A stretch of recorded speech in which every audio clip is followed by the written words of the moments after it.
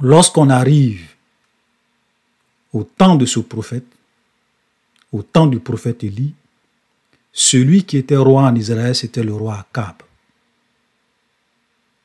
Le roi Akab et sa femme Jézabel. Le royaume d'Israël, ça dit que les 12 tribus étaient divisées en 2 royaumes. On avait le royaume de Juda et on avait le royaume d'Israël. Donc Akab était roi du royaume d'Israël.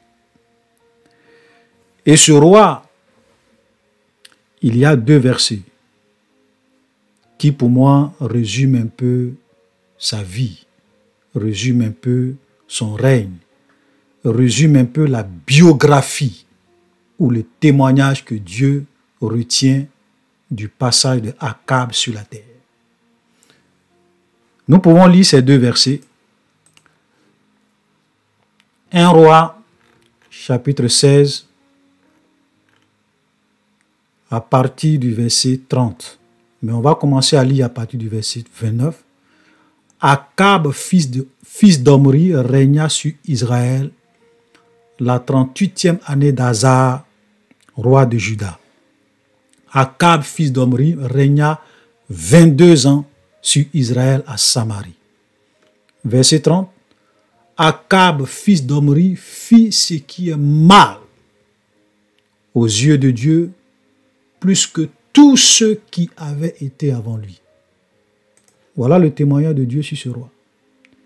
Un roi qui a fait tout ce qui est mal aux yeux de Dieu, plus que tous ceux qui l'ont précédé. Ça veut dire que tous les rois qui sont venus avant lui, il les a dépassés en termes d'abomination, en termes de méchanceté, en termes de péché, en termes d'idolâtrie. Vous imaginez? Voilà le témoignage de Dieu d'un roi. Mettons une pause. Et j'aimerais te poser la question de savoir qu'est-ce que Dieu retiendra de toi après ta mort? Quel est le témoignage ou quelle est la biographie que Dieu tiendra de toi après ton passage dans ce monde? Voilà quelqu'un. Tout ce que Dieu trouve à dire sur lui, c'est qu'il a fait tout ce qui est mal, plus que tous ceux qui l'ont précédé. C'est vraiment malheureux, mais c'est la vérité. Chers frères et sœurs, laissez-moi vous dire que Dieu voit toutes choses, Dieu sait toutes choses, Dieu connaît toutes choses de chaque être humain dans ce monde. C'est pour cela que nous ne devons pas vivre notre vie devant les hommes.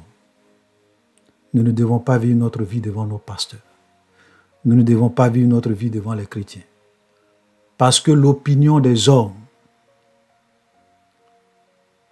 n'a aucune valeur si ce n'est pas ce que Dieu lui pense de toi. Souvent, les hommes peuvent te voir et puis dire « Ah oui, c'est un bon frère. » Mais ils ne connaissent pas ta vie. Il y a des chrétiens qui voient les pasteurs. Ah, c'est un bon pasteur. Ça ne veut rien dire. Parce que tous les hommes de Dieu que tu vois, même moi-même que tu écoutes, tu ne connais pas ma vie. Même tes pasteurs que tu rencontres à l'église, tu ne connais que peut-être 1%, sinon même moins. Ou bien peut-être même 2%, 3% de leur vie. Quelqu'un que tu racontes peut-être 5 heures de temps par semaine. Tu ne le connais pas. Tu ne sais pas comment il vit à la maison, comment il parle à sa femme à la maison, comment il éduque ses enfants à la maison, quelle est sa relation avec sa femme à la maison. Tu ne connais rien de lui. Tu ne sais même pas où il dort.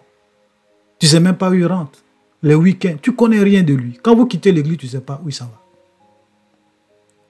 Donc l'opinion des hommes frères n'a aucune valeur et n'aura aucune valeur dans l'éternité. Il ne sait pas ce que Dieu pense de nous. C'est pour cela que nous devons vivre notre vie devant les hommes.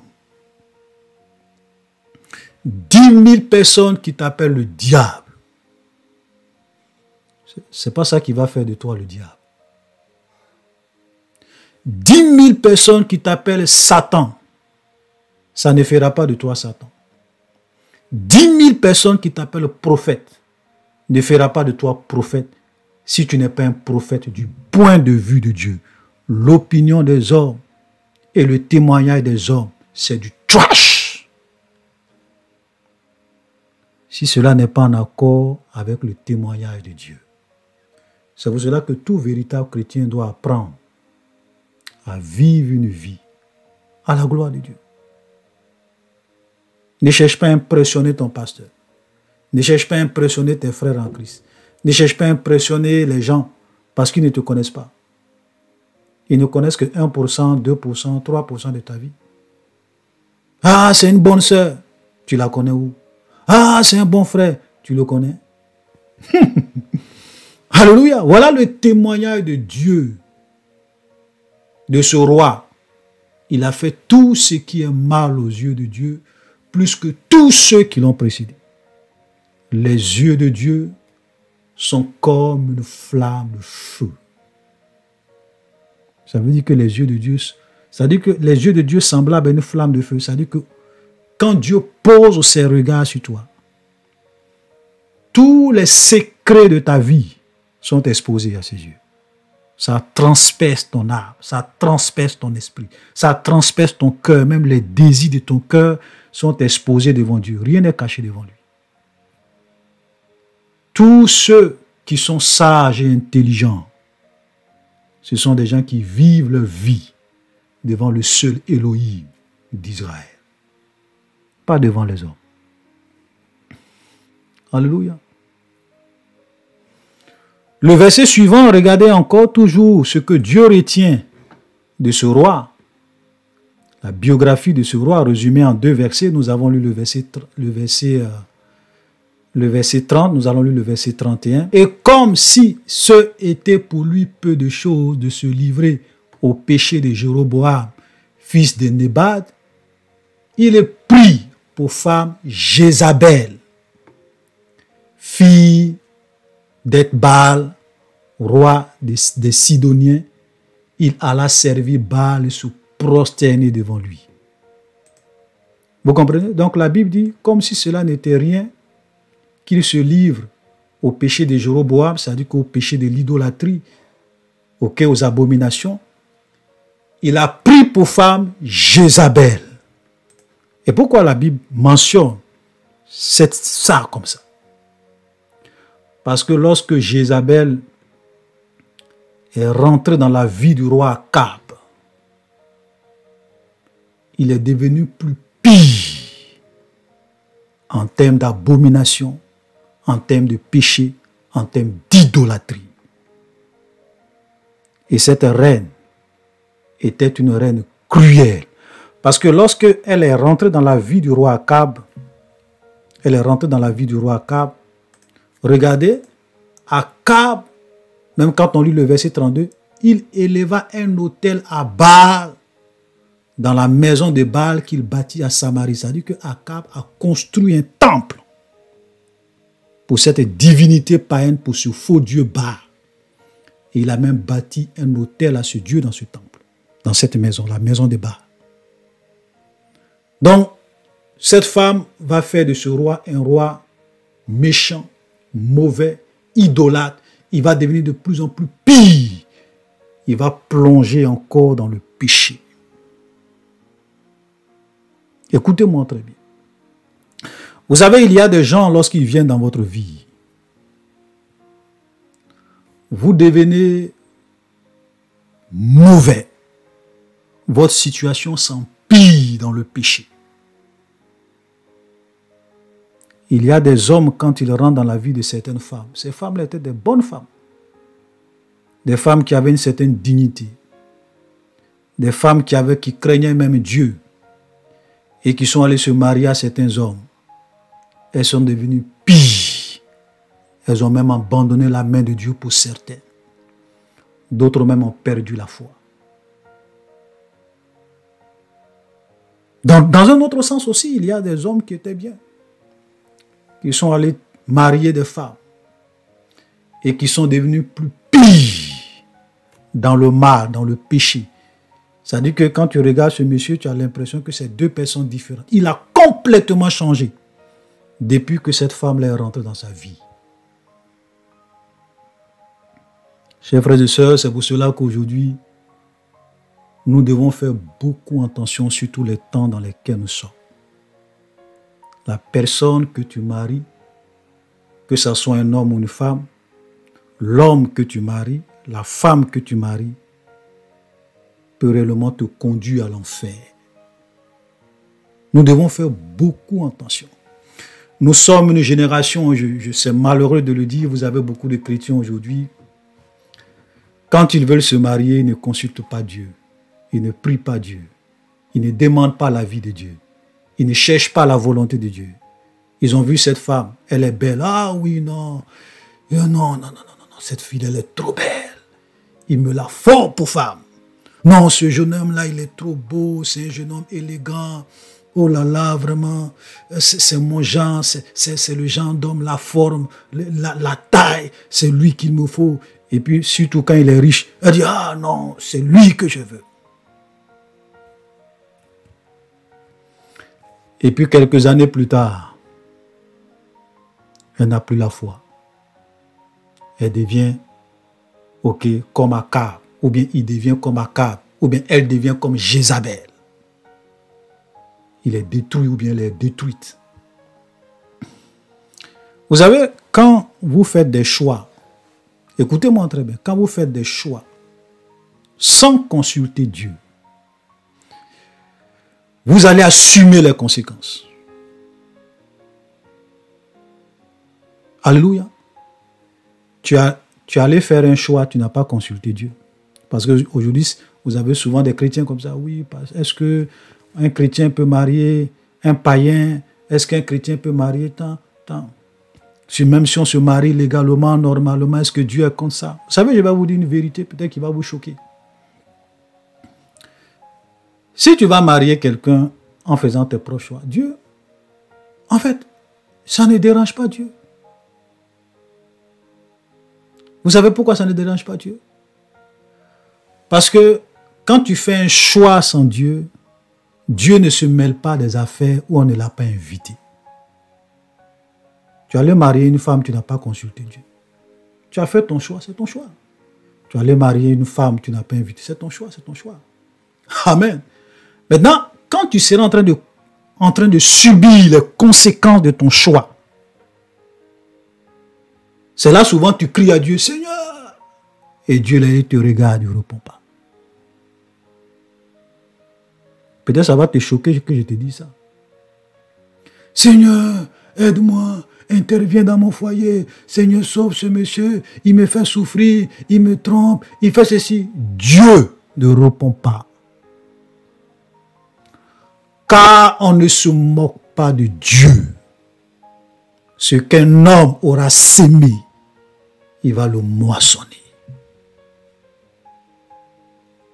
Alléluia. Maintenant, quand j'ai fini de dire ça, je ne suis pas en train de dire que Dieu ne fait pas grâce. Je ne suis pas en train de dire que Dieu n'a pas compassion de nous. Dieu fait grâce à beaucoup de personnes, il a souvent compassion de beaucoup de personnes. Et il agit souvent. Mais l'une des vérités que nous avons aussi besoin de comprendre, c'est qu'on ne se moque pas de Dieu. Ce qu'un homme aura sémé, il le moissonnera. C'est un peu comme Dieu te dit, quand tu faisais ce choix, tu ne m'as pas invité. Maintenant que tu es en train de récolter les fruits de ton choix, pourquoi tu m'invites? Alléluia. C'est pour cela que lorsque tu veux prendre une décision importante dans ta vie,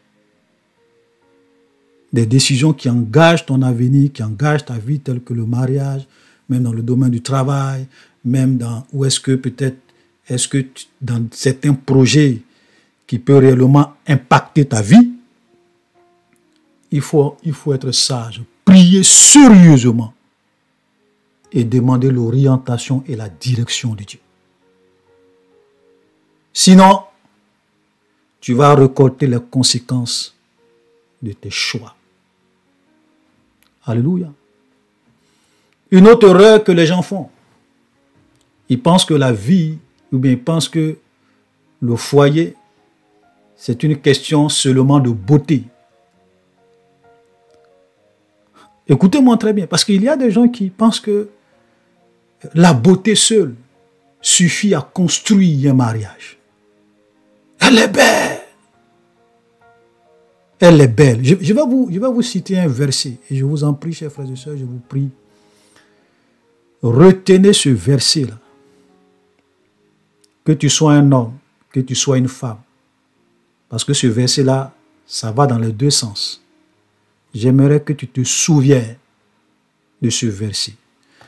Et ce verset-là se trouve dans Proverbe. Proverbe 11, le verset 22.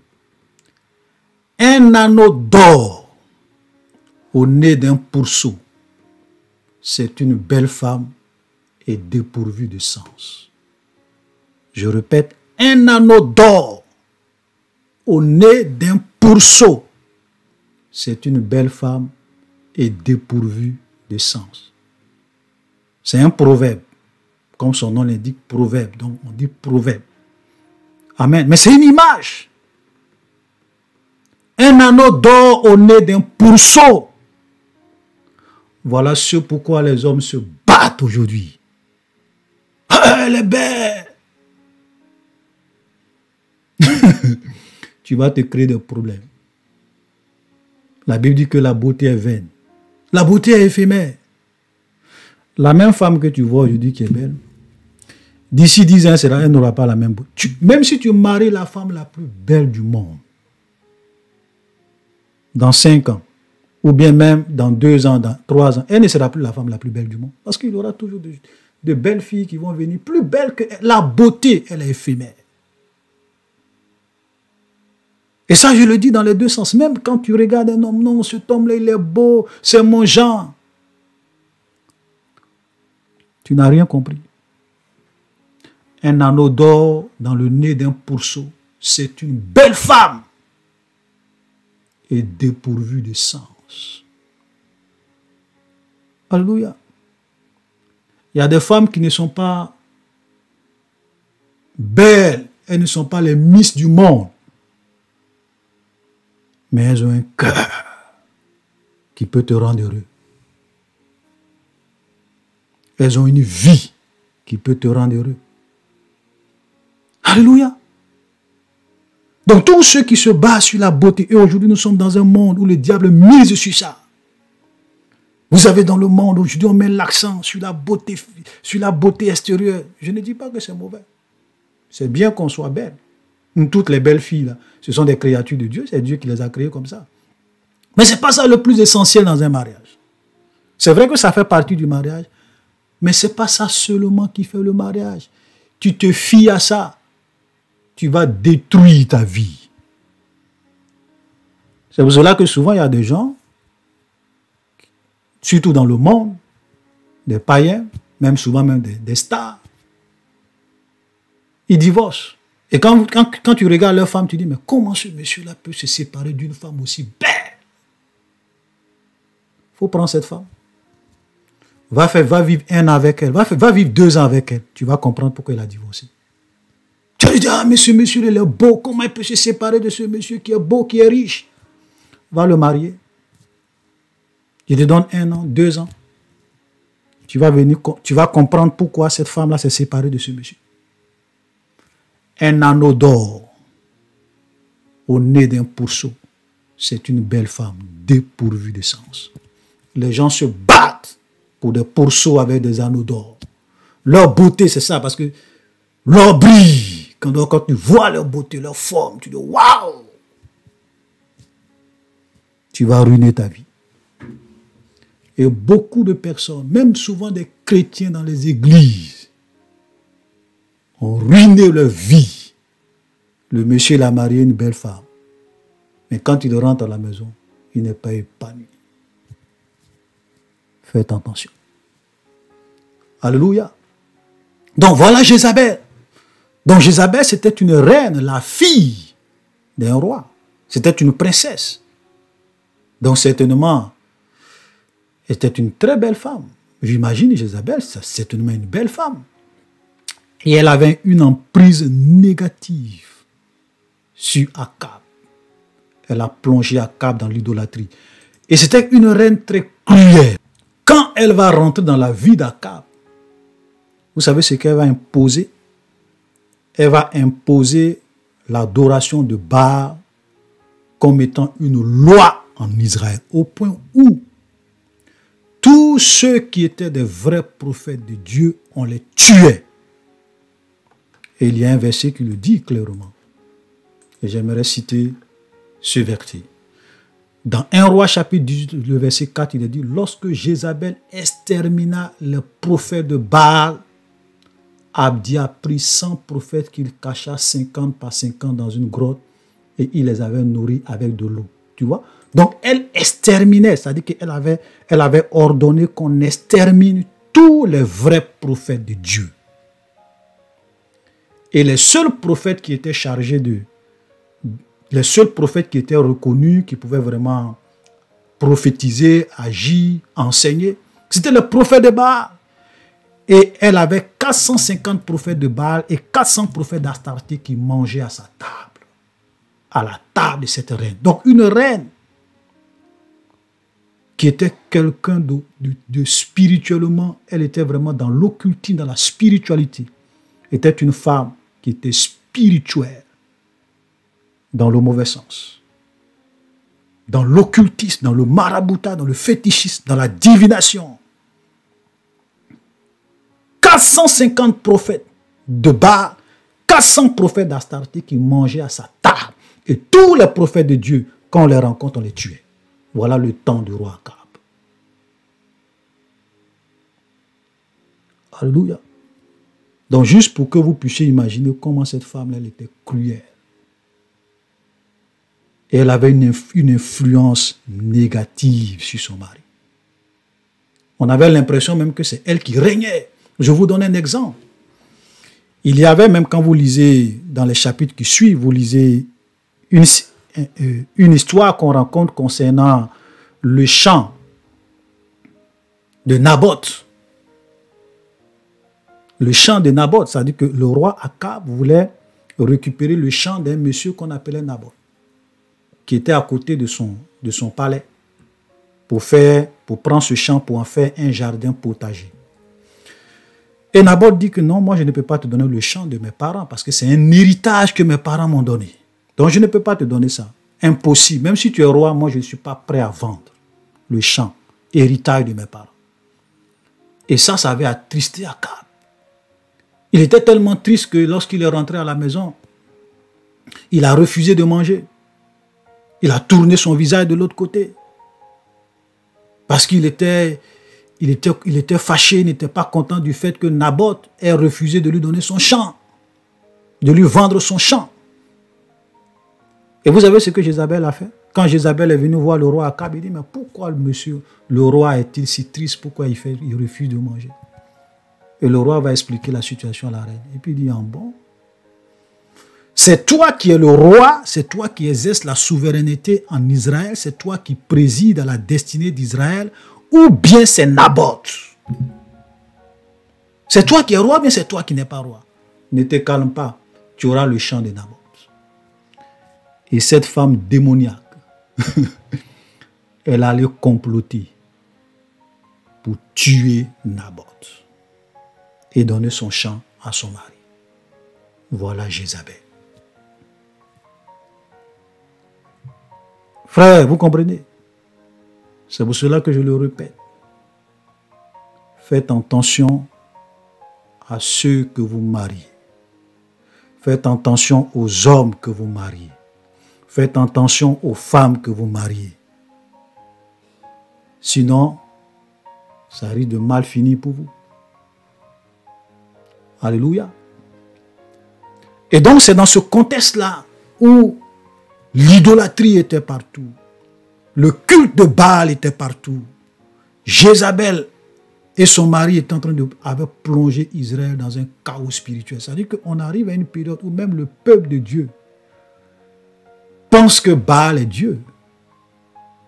Il pense que Baal est Dieu. Parce que même les prophètes de Baal prophétisaient. Ils se disaient que Baal est réellement Dieu. Donc, ils arrivaient même pas... D'autres même se disaient, mais entre Baal et puis l'Éternel, qui est Dieu? C'était le culte de Baal, établi comme une loi ou bien un mode de vie en Israël. Et donc, Dieu va susciter un prophète qui s'appelait Élie. Élie le Tishbite. Élie le Tishbite va rentrer en scène. Et Dieu va décider de frapper la nation d'Israël de malédiction. Donc il va punir la nation d'Israël en envoyant une malédiction, la sécheresse, la famine. Et regardez ce que Élie va dire lorsque nous lisons 1 Roi 17 à partir du verset 1. Élie le Tishbite, l'un des habitants de Gaal, dit à Akab: l'Éternel est vivant, le Dieu d'Israël, dont je suis le serviteur. Il n'y aura ces années-ci ni rosée, ni pluie, sinon à ma parole. Alléluia. Donc Élie va prophétiser, il va dire à Akab, à cause de toutes ces abominations que tu as créées dans ce pays, dans cette nation, Dieu va fermer le ciel. Il ne va pas pleuvoir. Il aura la famine et la sécheresse. Il ne va pas pleuvoir, il n'aura ni pluie ni rosée, sinon à ma parole. Prophétie d'Élie à Akab. Alléluia. Et effectivement, parce que, vous savez, c'est ça les vrais prophètes de Dieu. Ce n'est pas vos plaisantins d'aujourd'hui. Ce n'est pas vos escrocs d'aujourd'hui. Ce n'est pas vos flaflas d'aujourd'hui, vos marmailleurs d'aujourd'hui. Ce n'est pas ça. Les gens qui sont intéressés par l'argent, qui ne prophétisent que lorsque tout va bien, qui ne prophétisent que lorsque tout roule, qui vous mentent, qui vous donnent des prophéties mensongères, souvent basées sur l'argent, et qui ne se réalisent pas. Et comme je le disais une fois, j'ai dit, si ces prophètes-là étaient au temps de Moïse, ils étaient morts. Parce que Moïse a dit, Dieu a dit par la bouche de Moïse, le prophète qui aura l'audace de dire en mon nom une seule prophétie qui ne se réalise pas. Une seule parole. Dieu n'a pas dit deux paroles. Une seule parole. Ce prophète-là sera puni de mort. Il y a même un frère qui m'a fait un commentaire sur, je ne sais pas si c'est un frère ou une soeur qui avait fait un commentaire sur l'une de mes vidéos qui dit oui, cette année, j'ai un pasteur qui a prophétisé qu'une femme allait avoir un enfant et nous sommes au mois d'octobre, la femme n'a pas d'enfant, c'est la femme qui ne prie pas, ou bien qui ne prie pas beaucoup, ou bien c'est la femme. J'ai dit, mais, et je lui ai dit, c'est ce pasteur qui est un faux pasteur, qui est un faux prophète. Parce que souvent, souvent je ne comprends pas. Quand des faux prophètes donnent des prophéties qui ne se réalisent pas, on commence à mettre la faute sur les victimes. Non, c'est parce qu'il n'a pas eu la foi.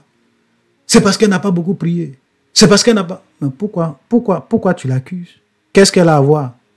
Quelqu'un vient prophétiser pour dire... Dieu me dit que cette année, tu auras un enfant. Donc, Dieu ne savait pas qu'elle n'avait pas la foi quand Dieu prophétisait. Dieu ne savait pas que cette femme-là, elle n'a pas la foi, qu'elle ne prie pas beaucoup, quand tu prophétisais qu'elle allait avoir un enfant. La plaisanterie des pasteurs escrocs, manipulateurs. Tu n'as pas la foi. Tous ceux qui prophétisent dans le temps, dans un délai, sans condition, qui dit ainsi par le Seigneur, tu auras un enfant cette année, tu n'as pas un enfant, c'est même pas la peine de te culpabiliser. Ce pasteur ou ce prophète est un menteur. Dieu n'a pas parlé. C'est pas ta faute, c'est un menteur. Il t'a prophétisé le mensonge. C'est pas un prophète de Dieu. Alléluia. Donc Élie va dire à Akab, il ne va pas pleuvoir. Et effectivement, ce qu'Élie a dit va commencer à se réaliser. La famine va commencer à venir dans le pays. Et Dieu va dire à Élie, pars d'ici, dirige-toi vers l'Orient et cache-toi près du torrent de Kérit qui est en face du Jourdain. Et il partit et fit selon la parole de Dieu et alla s'établir près du torrent de Kérit en face du Jourdain. Et quand Élie va aller s'installer près du torrent de Kérit, Dieu va nourrir le prophète Élie. C'est-à-dire qu'il va ordonner à des corbeaux de lui apporter de la nourriture et il va boire l'eau du torrent. Alléluia. Cela nous montre que, frère, même dans les temps difficiles, Dieu prend soin de ceux qui le craignent.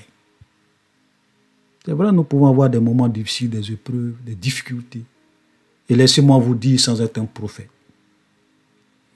que lorsque nous voyons tout ce qui est en train de se passer dans le monde, les temps deviendront de plus en plus difficiles. Beaucoup de personnes vont vivre dans la précarité. Le monde va entrer dans une grande récession. Je ne suis pas en train de prophétiser. Je dis ce que je constate au travers de l'actualité. Et même de ce que certains économistes, certains grands économistes disent. Que le monde va rentrer dans une crise économique telle qu'on ne l'a jamais vue. Ce ne sont pas des chrétiens, ce sont des païens. Donc je ne suis pas en train de prophétiser. Mais c'est ce que nous voyons. Et frères, laissez-moi vous dire, quand les temps difficiles vont arriver, ceux qui comptent sur leur argent, ça dit que vous allez être surpris. Ceux qui comptent sur les milliards, ceux qui comptent sur les investissements, ceux qui comptent... Frère, je vais vous dire, il y a des chocs économiques quand ça arrive. Tout le monde est affecté. Même quand il y a eu la crise de 1929, il y a des milliardaires qui ont perdu toute leur fortune du jour au lendemain. D'autres même se sont suicidés. Amen. Parce que quand tu dis que je suis milliardaire, j'ai mon compte en banque, ça veut dire quoi? Si le système bancaire s'écroule, tu vas perdre tous tes milliards. Quand il y a eu la petite crise de 2008, en Grèce, et puis je crois même il y a eu une crise économique en Chypre. Il y a des gens qui avaient leur argent dans leur compte bancaire, on leur dit que voilà le montant que tu peux retirer par semaine, tu ne peux pas aller au-delà. Son propre argent, il ne pouvait pas retirer. Si le système bancaire s'écroule, tous tes milliards en banque, là, tu vas perdre tout. On va te dire, c'est ton argent. C'est vrai, on sait que tu es milliardaire, c'est ton argent, mais tu ne peux retirer que tel montant par semaine ou bien par jour. On a déjà vu ça. Vous savez, c'est pour cela que la Bible dit, quand Paul parle à Timothée, il dit, recommande aux riches du siècle présent de ne pas placer leur confiance dans les richesses incertaines, mais de les placer en Dieu. Et Dieu soutient ceux qui le craignent et qui vivent pour lui. C'est un conseil en passant. Et donc Élie va aller se cacher dans ce torrent. Et Dieu va le nourrir. Et arrivé un moment tellement que la famine était là, la sécheresse était partout, il ne pleuvait pas. L'eau du torrent va tarir. Il n'aura plus d'eau dans le torrent. Et Dieu va dire quoi à Élie? Il va dire maintenant, va à Sarepta. Lève-toi, va à Sarepta qui appartient à Sidon et demeure là. Voici, j'y ai ordonné à une veuve de te nourrir. Il se leva et alla à Sarepta. Donc Dieu va dire, va à Sarepta parce qu'il y a une veuve qui est là-bas. J'ai mis dans son cœur de te nourrir. Et Élie va partir. Et Élie va rencontrer cette veuve. Imaginez, en pleine famine, il n'y a pas de nourriture, il n'y a pas d'eau. Et Élie arrive chez une veuve. Une veuve avec son seul fils. Si vous étiez à la place de cette veuve, vous allez faire quoi? Et juste qu'il y a d'autres qui allaient dire non, vraiment, Élie, je ne peux pas te recevoir, c'est vrai, tu es un prophète de Dieu, mais là, ça ne va pas. Non, cette veuve avait un bon cœur. Vous savez, quand vous êtes quelqu'un de bon, quand vous êtes quelqu'un de généreux, Dieu pourvoira toujours. Dieu pourvoira. Tous ceux qui agissent par conviction, qui aident les autres par conviction, Dieu pourvoit toujours. Alléluia. Cette veuve était une femme qui avait un bon cœur. Parce que, regardez, nous pouvons même lire un peu. 1 Roi 17, le verset 10, il se leva et alla s'arrêta. Comme il arrivait à l'entrée de la ville, voici, il y avait là une femme veuve qui ramassait du bois. Il l'appela et dit, va me chercher, je te prie, un peu d'eau dans un vase, afin que je boive. Elle alla en chercher et l'appela à nouveau. Elle alla en chercher. Il l'appela à nouveau et dit, apporte-moi, je te prie, un morceau de pain dans ta main. Elle répondit, l'Éternel, ton Dieu est vivant. Je n'ai rien de cuit. Je n'ai qu'une poignée de farine dans un pot et un peu d'huile dans une cruche. Voici, je ramasse deux morceaux de bois, puis je rentrerai, je préparerai cela pour moi et pour mon fils. Nous mangerons, après quoi nous mourrons. Et lui dit, ne crains point, rentre, fais comme tu l'as dit, seulement prépare-moi d'abord avec cela un petit gâteau, et tu me l'apporteras et tu en feras ensuite pour toi et pour ton fils.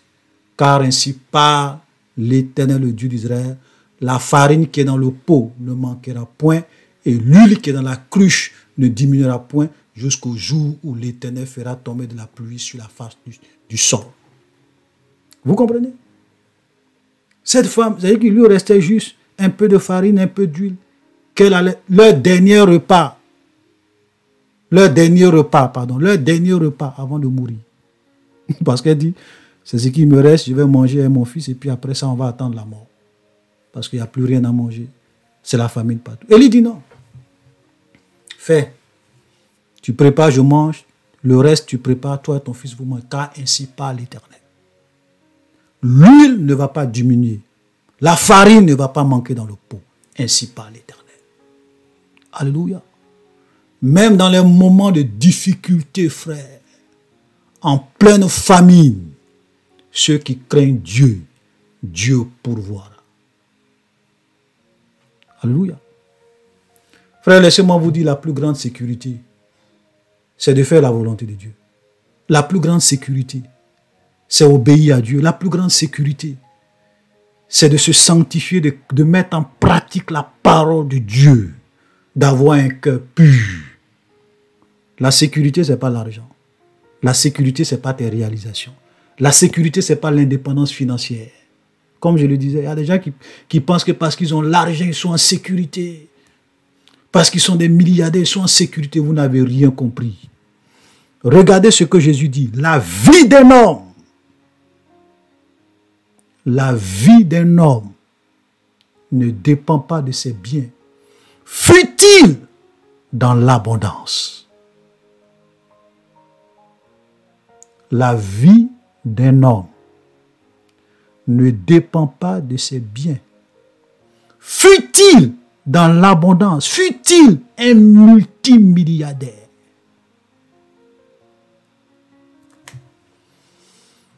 Alléluia. Imaginez là, la famine. Il n'y a plus rien. Le système bancaire s'écroule. Tu ne peux pas retirer ton argent. Même tes biens immobiliers, tu penses que les gens peut-être qui sont dans ta maison, mais ceux même qui habitent ta maison, s'ils n'ont plus de travail, s'il n'y a plus de travail, si les gens perdent leur travail, comment les gens même pourront payer le loyer? Donc les gens vont habiter ta maison. Ils ne pourront pas payer. Tu vas avoir l'argent où? La crainte de l'Éternel est le commencement de la sagesse. Alléluia.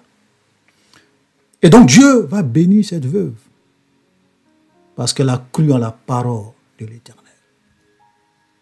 Quelque temps après, le fils de cette veuve va mourir en pleine famille. Et regardez ce qu'elle va dire à Élie. Vous savez, c'est pour cela que je disais, l'histoire d'Élie est une histoire qui est remplie de beaucoup de vérité et beaucoup d'enseignements.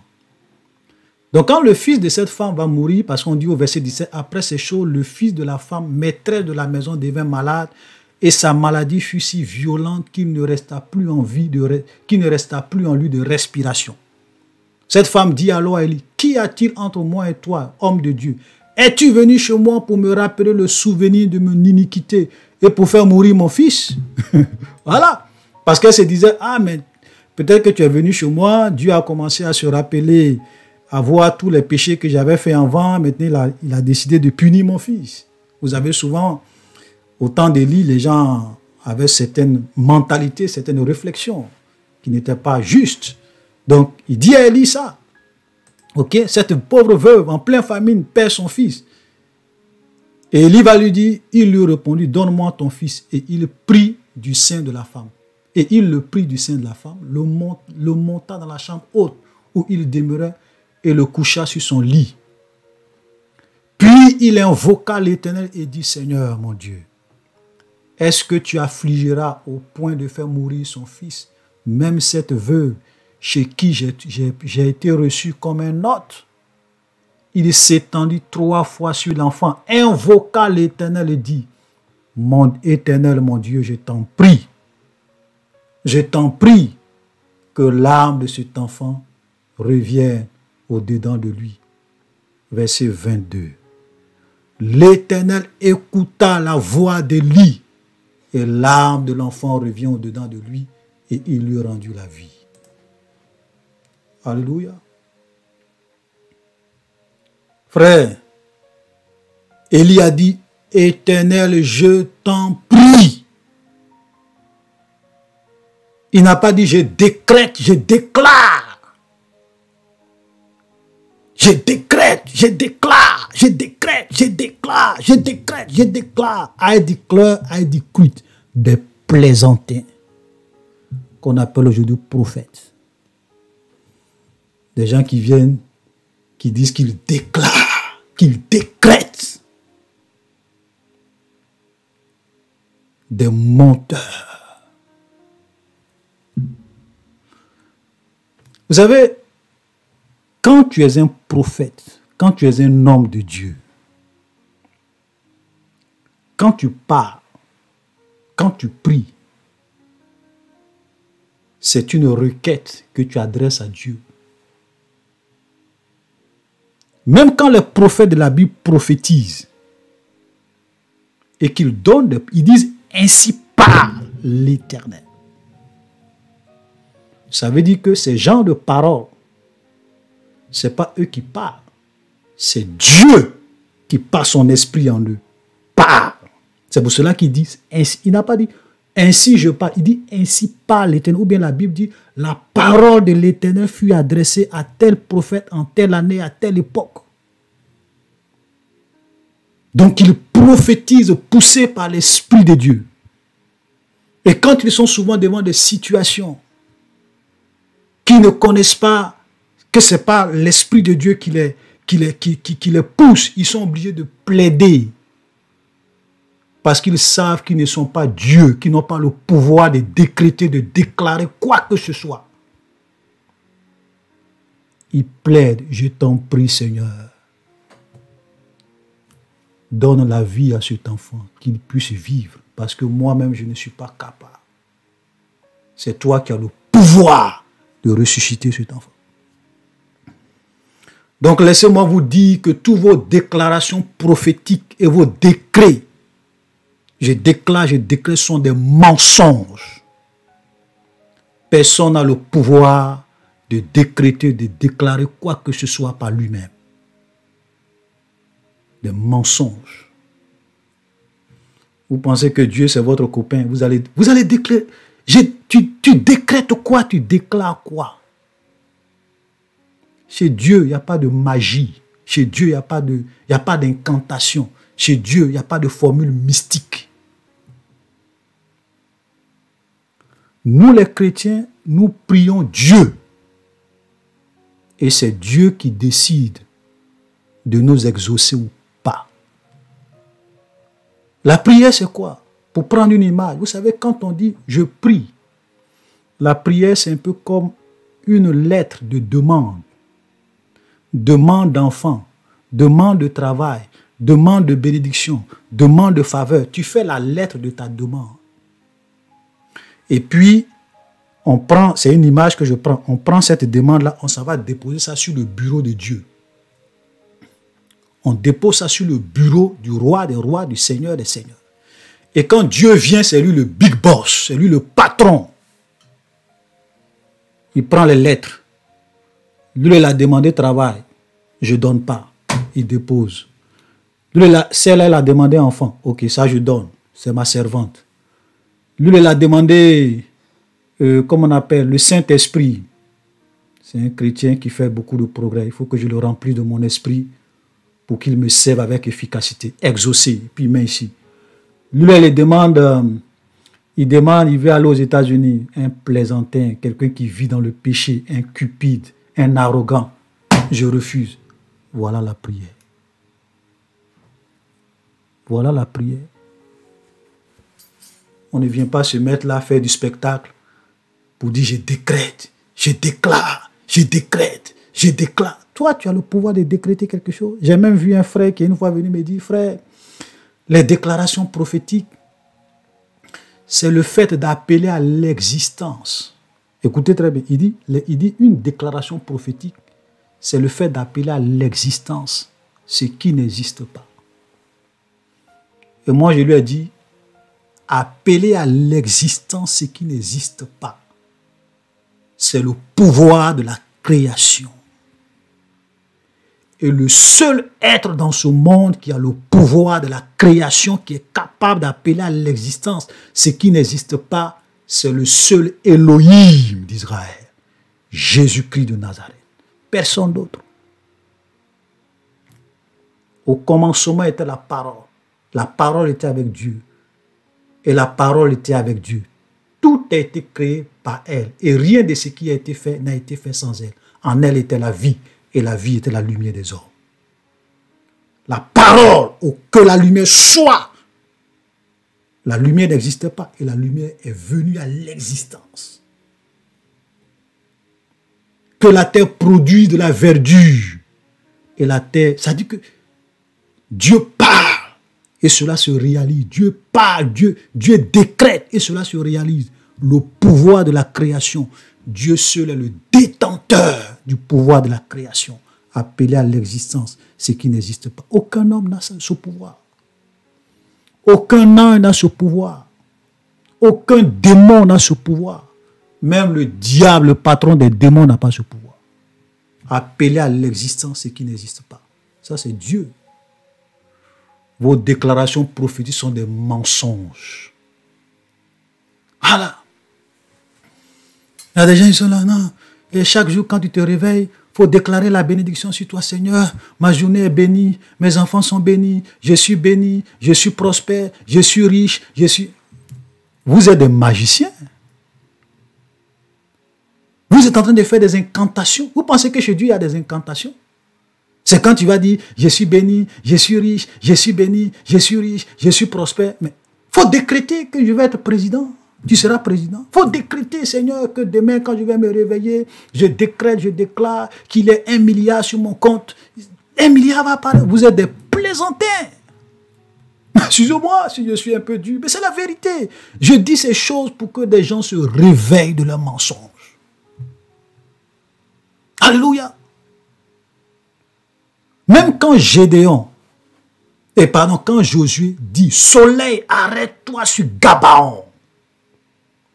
Cette parole que Gédéon déclare, ce n'est pas du vent. C'est vraiment poussé par l'Esprit de Dieu. C'est que c'est le Saint-Esprit qui lui inspire de dire ça. Ok? C'est la même chose quand les prophètes disaient, ainsi parle le Seigneur. Ça, c'est l'Esprit de Dieu même qui parle au travers d'eux. Ce n'est pas leur propre pensée.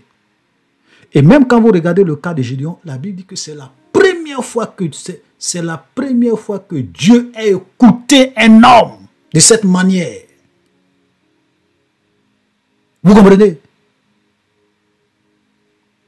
Ça veut dire si Gédéon s'était levé pour dire comme ça, parce que le peuple est en train de mener une guerre de l'Éternel, sous l'ordre de Dieu.